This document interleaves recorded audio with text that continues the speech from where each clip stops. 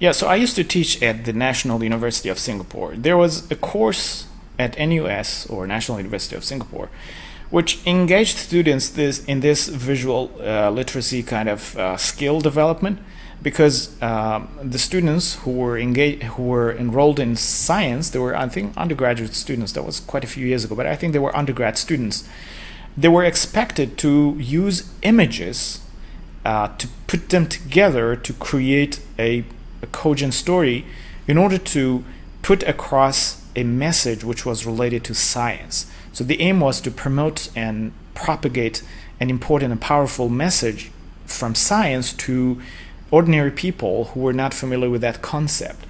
I think in the end it was really nice. It was a way to popularize science in the society, but it also engaged students pretty beautifully in the development of this visual literacy skill. I think that's really good to have, not only in tertiary education but also in pre-tertiary education. In my opinion, it should start even from primary or elementary schools. Now then, technology literacy, I'm afraid in applied linguistics and relevant fields, I think we do lack here. We have huge lacks. Technology literacy refers to the ability to use computers and other technology to improve learning, productivity, and performance. We do talk about computer-assisted language learning, technology-assisted language learning. However, we do need to have better frameworks, something that would engage students and teachers better. The fact that we buy a piece of technology or a kind of apparatus and we just throw it into a class and leave it in a corner of the class doesn't mean we are doing computer-based or technology-mediated learning or teaching.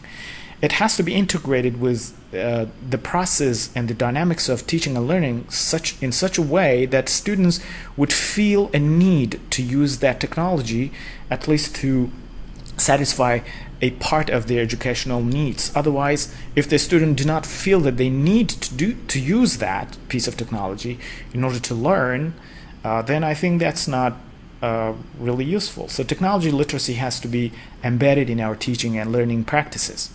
Then comes global literacy, which has to do with the capacity to read, to interpret, to respond and contextualize messages from a global perspective. And again, like I said, it has to start from elementary or primary schools, because we need our students to think at a global scale rather than at a local scale, and to encourage them to tell stories which have to do with not only their limited neighborhood but also with a wider area, wider context. It could be the country, it could be a wider region, for example, ASEAN countries, or some global issues like global warming, which is actually being denied by quite a number of powerful people nowadays.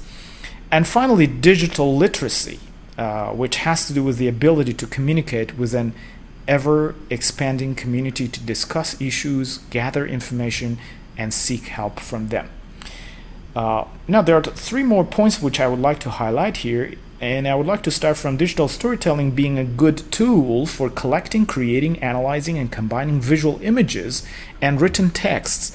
And due to this affordance of digital storytelling, it can be a very good candidate for language learning, because you're engaging students in not only reading texts but also listening to and understanding oral texts.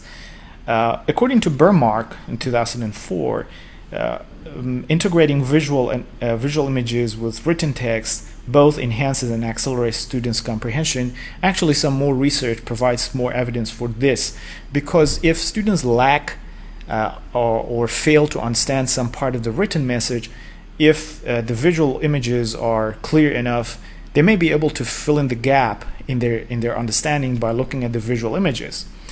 And finally, through using digital storytelling, students can therefore inform, instruct, express opinions, and influence others, which indicates that digital storytelling is really a powerful instrument to be used in teaching and learning. Now the question is there any good framework that helps us engage our students in the process of creating a digital story.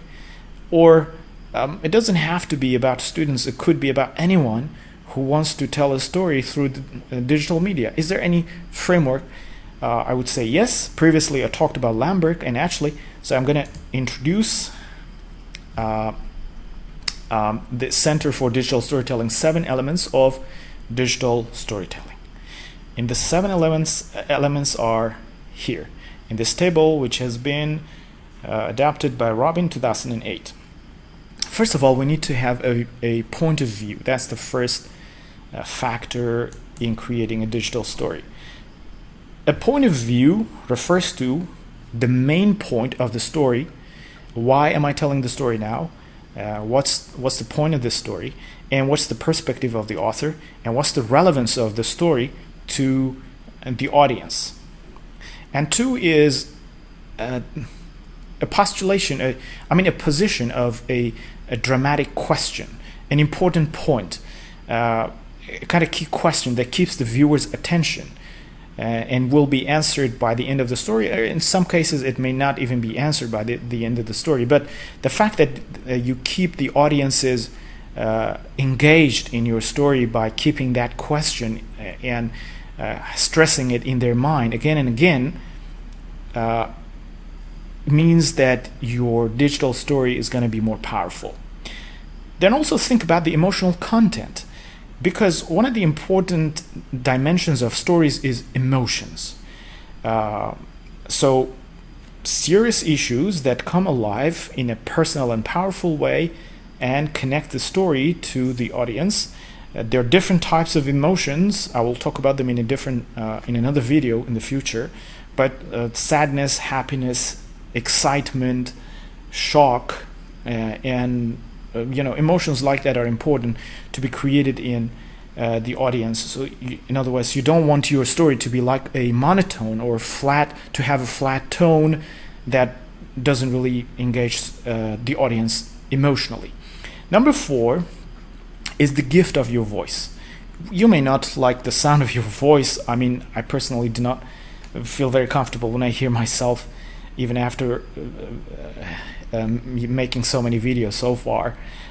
Well, that's probably true about and it's true for a lot of people, but it actually is important because it's a way to personalize the story to help the audience understand the context. You can change your voice. If you're talking about something sad, you can change your voice to a sad mood.